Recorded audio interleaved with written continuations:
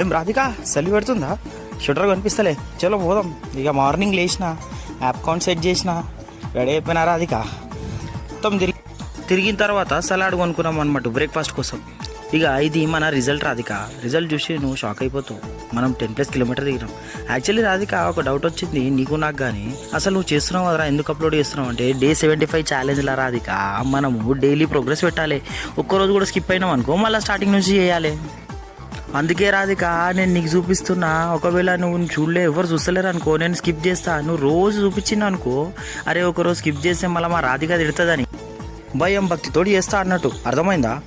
ఇక బ్రేక్ఫాస్ట్ చేసిన తర్వాత ఈరోజు ఎంత తిరిగినో సెల్ఫీ దిగి స్టేటస్ అప్లోడ్ చేసి ఇక ఆఫీస్కి స్టార్ట్ అయిపోయినా. ఆఫీస్లో సర్వర్ ఖరాబ్ అయిపోయింది, చేసిన ఢిల్లీ పొమ్మంటారు చూడాలి. ఇక వచ్చి ఒక బుక్ చదివిన. ఇది ఇంకా చదివిన తర్వాత ఇది మన డే 7 సెల్ఫీ అన్నట్టు. కలుద్దాం మళ్ళా.